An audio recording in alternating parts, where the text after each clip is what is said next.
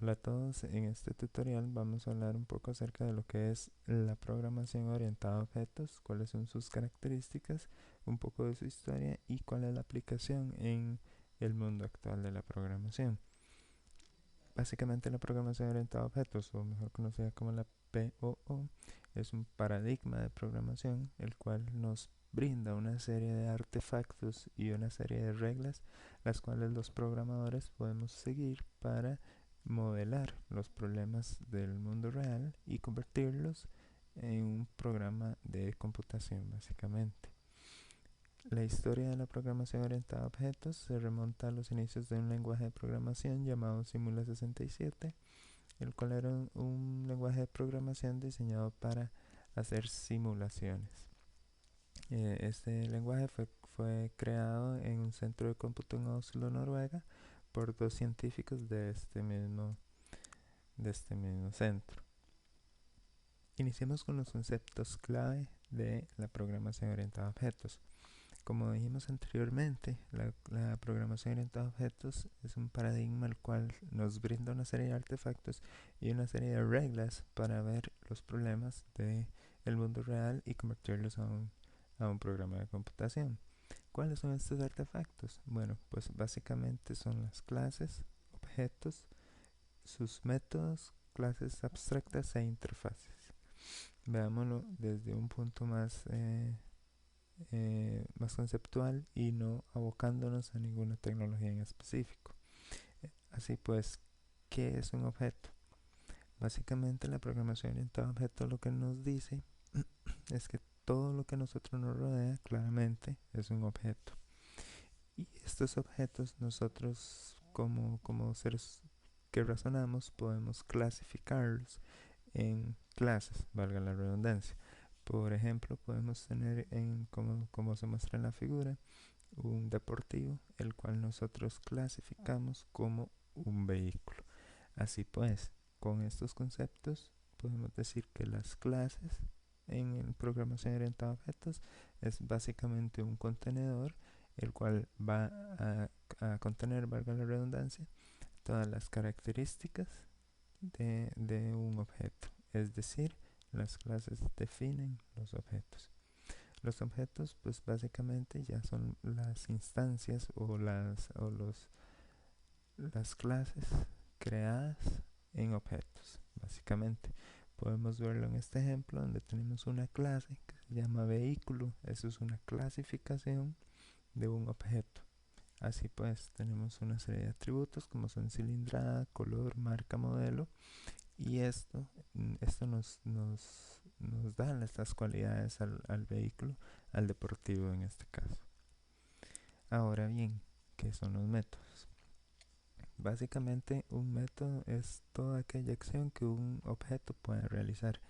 Siguiendo con nuestro ejemplo del deportivo, tenemos que la clase nos define tres operations o métodos, los cuales son arrancar, caminar y frenar. Pues básicamente todo vehículo, así sea un deportivo, un camión o cualquier tipo de vehículo, pues va a tener estas tres acciones. Esto es básicamente lo que nos define la clase de vehículo.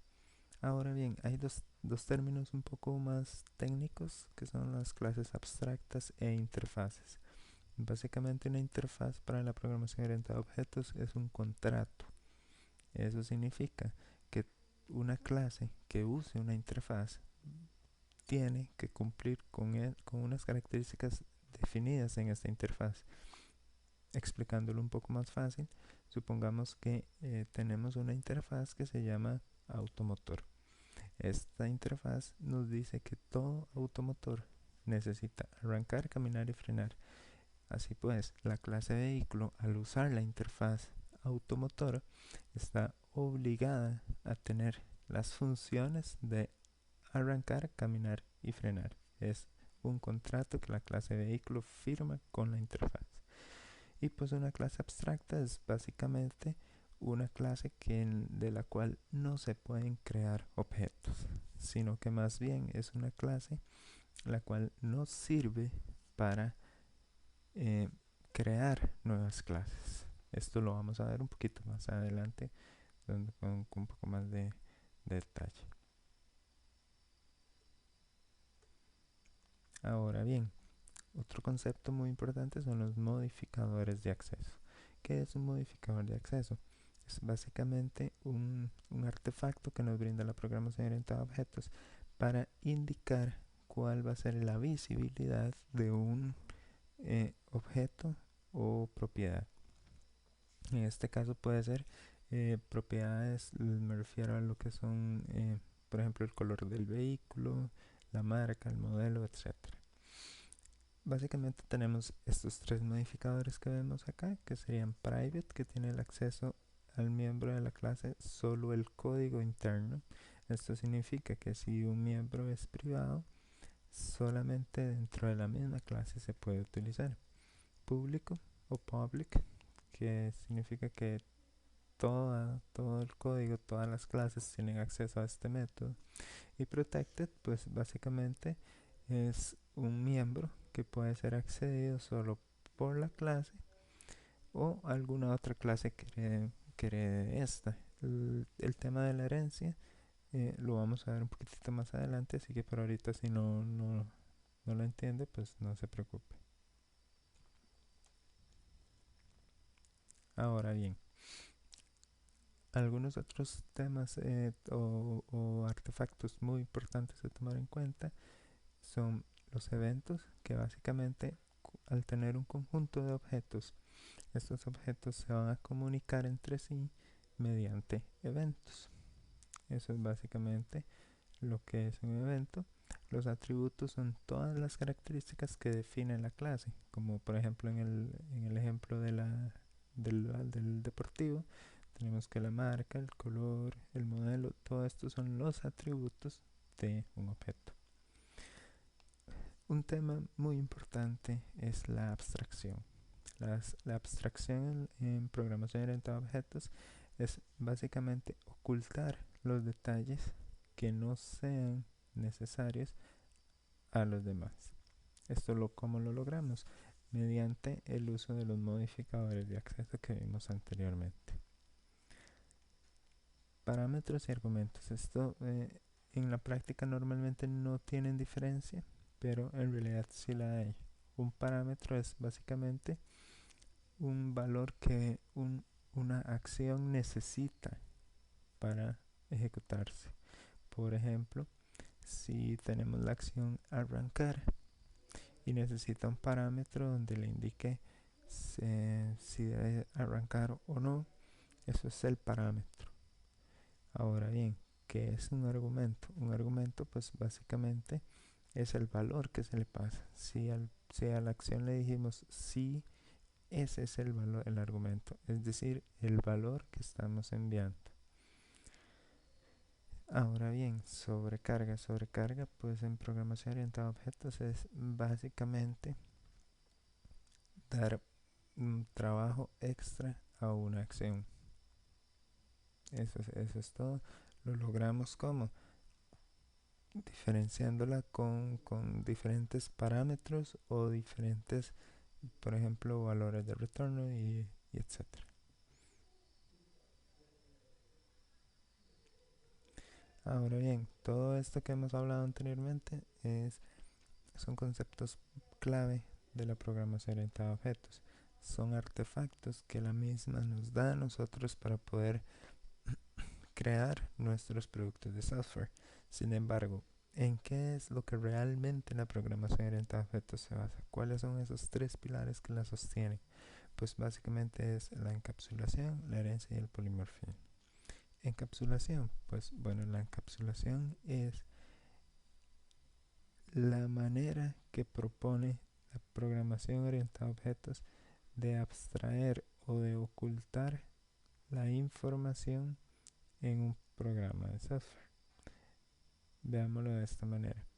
Supongamos que tenemos cierta información, por ejemplo, marca del vehículo, en este caso modelo y otras cuestiones, pero también podemos tener información del propietario, información de la placa, etcétera. Esta información quizás que no es necesaria que sea accedida por demás objetos. Entonces lo que nosotros hacemos es encapsular esta información en propiedades y en acciones especiales, las cuales la manipulen y brinden esa seguridad de que esta información no será accedida por medios inapropiados o que no estén autorizados. Básicamente este es el concepto. Y la herencia pues es básicamente el mismo concepto que tenemos, por ejemplo, en nuestro árbol familiar. De todas las clases, o al menos casi de todas las clases, podemos crear clases hijas. Entonces estas clases hijas van a heredar todas las características de la clase padre. Además podrán sobreescribir o cambiar la funcionalidad de la clase padre. Y el polimorfismo lo que nos dice es que una acción se puede comportar de diferente forma dependiendo del contexto en el que esté.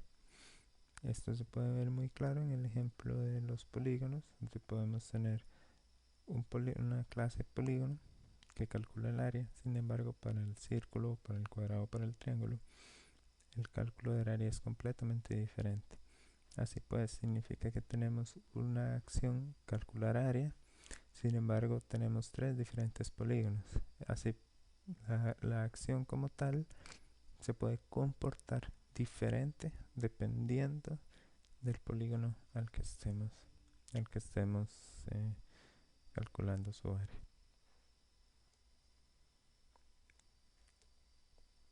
Ahora bien, en resumen, pues hemos aprendido cuáles son los conceptos clave de la programación orientada a objetos, cuáles son sus pilares, y nos falta en qué se aplica la programación orientada a objetos.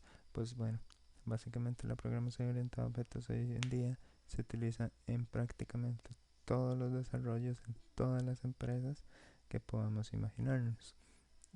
Actualmente tenemos una serie de frameworks que se basan en este paradigma, como lo son el .NET Framework, que es el que vamos a seguir estudiando en esta serie de artículos. Pero sin embargo también tenemos, por ejemplo, frameworks de Java, de Oracle. Por ejemplo, tenemos lenguajes como Python, como PHP, etcétera. Entonces, básicamente la programación orientada a objetos es el modelo por excelencia en la programación del mundo actual.